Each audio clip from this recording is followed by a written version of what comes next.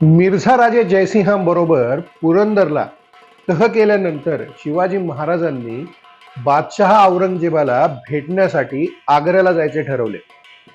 आग्र्यात पोहोचेपर्यंत एखाद्या शहाजाद्याप्रमाणे मानमर्तब मिळालेल्या महाराजांना आग्र्यात पोहोचल्यावर मात्र अपमानाचे एकाच्या पेक्षा एक अशा मोठ्या प्रसंगांना सामोरे जावे लागले. याचा कळस दरबारातील प्रसंगात झाला आणि महाराजांनी औरंगजेब बादशहाच्या समोर सिंहगर्जना करीत बादशहाला दरबारातच पाठ दाखवत दरबाराचा त्याग केला. ज्या दरबारामध्ये अगदी कुजबुजणे सुद्धा एक गुन्हा होता, त्या दरबारात शिवाजी महाराजांनी सगळ्यांच्या समोर सिंहगर्जना केली होती. महाराजांच्या या दरबारातील वागण्यामुळे बादशहा साहजिकच नाराज झाला आणि त्याने शिवाजी महाराजांवर फौलाद खानाच्या मार्फत चौक्या लावल्या आणि महाराज नजरकैदेत पडले. शिवाजी महाराज आपल्या जाळ्यात अडकल्यावर औरंगजेब महाराजांना ठार मारण्यासाठी संधीची वाट पाहत होता आणि त्यांना कसे मारावे याचे मनसुबे रचत होता. पण या सगळ्या मनसुब्यांना एक जबरदस्त असा धक्का देत महाराज आपल्या सगळ्या साथीदारांसह औरंगजेबाच्या कैदेतून सही सलामत सुटले आणि स्वराज्यात येऊन पोहोचले. हे आपण मागच्या काही भागांमध्ये पाहिलेच. महाराजांची सुटका औरंगजेबाच्या एवढी जिव्हारी लागली की तो आपल्या आयुष्याच्या शेवटच्या क्षणापर्यंत त्यांच्या या फजितीला विसरला नाही. त्याने आपल्या शेवटच्या पत्रामध्ये सुद्धा याचा उल्लेख केलेला आहे,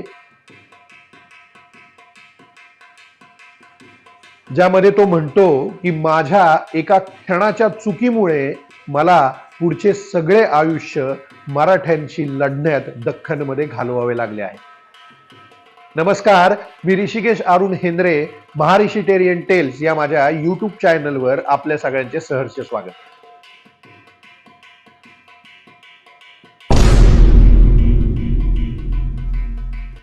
शिवाजी महाराज आग्र्यातून औरंगजेबाच्या हातावर तुरी देऊन पळाल्यानंतर औरंगजेबाचे सरदार त्यांचा सगळीकडे शोध घेत होते, परंतु शिवाजी महाराज कोणालाही सापडले नाही. औरंगजेब प्रचंड चिडला होता.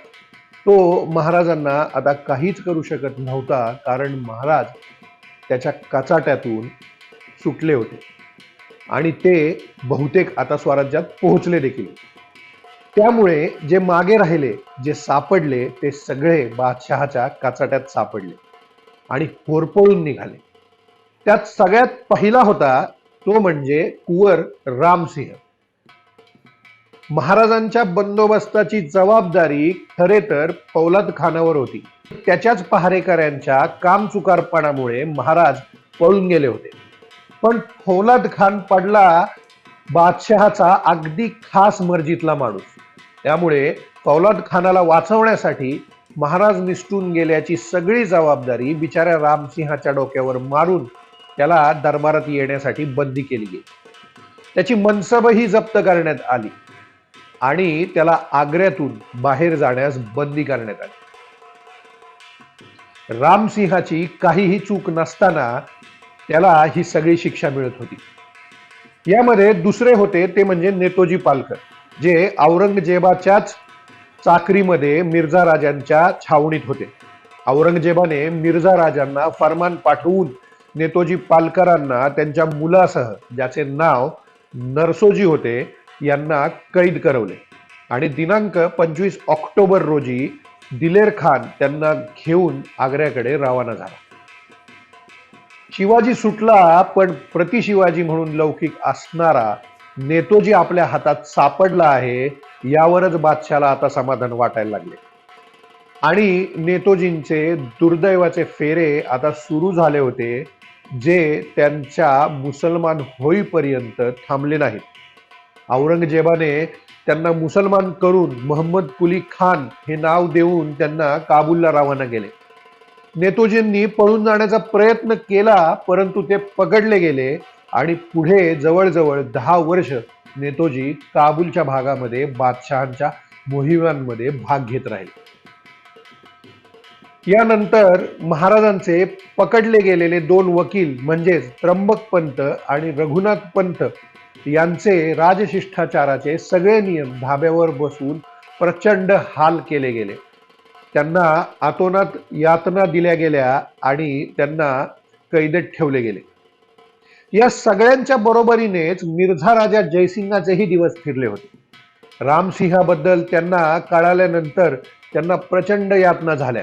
त्यांच्या बिनशर्त वफादारीचे चांगलेच फळ त्यांना त्यांच्या उतारवयात आणि इसवी सन 1666च्या ऑगस्टमध्ये मिर्झा राजांनी जाफर खानाला लिहिलेल्या पत्रामध्ये ते म्हणतात, शिवाजीला दरबारी पाठवण्याकरिता केलेल्या युक्त्या प्रयुक्त्या व्यर्थ होऊन माझ्या दैवी खडतर आपत्ती आली आहे.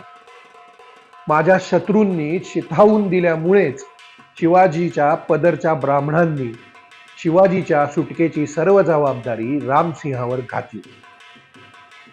रामसिंहाचे सांगणेवरून आणि रामसिंहाच्या पहाऱ्यातील ढिलाईमुळे शिवाजीला जाता आले अशी त्यांनी समजूत करून दिल्यामुळे रामसिंहाची मनसब आणि जहागिरी काढून घेण्याचे घटत आहे. माझ्या मनात असे बेईमानीचे विचार आले असतील तर मला मरण येवो. मी शिवाजीला जेरीस आणले त्या माझ्या शब्दावर विश्वास न ठेवता शिवाजीचे ब्राह्मण जास्त खरे का मानावेत. यानंतर दिनांक 5 नोव्हेंबर 1666 मध्ये दुसऱ्या एका पत्रात मिर्झा राजे म्हणतात, माझा काल फिरला आहे आणि माझी काळजी सततच वाढत आहे. हे विजापूरकर उगाचच कलह कारण करीत बसले आहेत. पळपुट्या शिवाजीची ही खबर लागत नाही. अनेक वेषांतर केलेले विश्वासू हेर शिवाजीची खबर आणण्याकरता पाठवले आहेत. हफ्त अंजुमनमध्ये आपल्याला ही पत्रे पाहायला मिळतात. या पत्रांचा काहीही उपयोग झाला नाही. बादशहाची अवकृपा मिर्झा राजांवर झाली होती आणि आता त्यांचे वाईट दिवस चालू झाले होते. मोगलाईमध्ये आयुष्यभराच्या वफादारीवर एकही चूक झाली तरी सुद्धा बादशहाची खफ्फा मर्जी झाली की तो माणूस मेलाच म्हणून समजायचे. मिर्झा राजांनाही याची खात्री पटली होती. त्यामुळेच आता त्यांनी आपली सगळी बुद्धी आणि सगळी शक्ती स्वतःच्या आणि स्वतःच्या कुटुंबाच्या बचावासाठी वापरायला सुरुवात केली आणि त्यांनी आपली सगळी नीतिमत्ता सोडून जाफर खानाला आपला खरेपणा पटवण्यासाठी एक पत्र लिहिले, ज्यामध्ये ते असे म्हणतात, विजापूर, गोवळकोंडा आणि शिवाजी या त्रयीच्या विरुद्ध माझे सर्व सामर्थ्य एकवटून मी प्रयत्न केला आहे आणि करीतही राहील.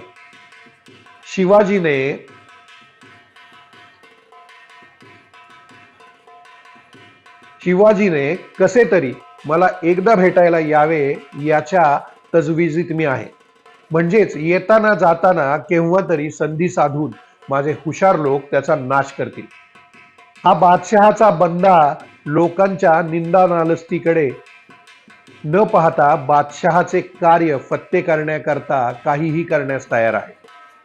बादशहाने संमती दिली तर त्याच्या कुळाशी शरीर संबंध जोडण्याचे म्हणजेच माझ्या मुलाला त्याची मुलगी करण्याचे बोलणे लावण्यास मी तयार आहे.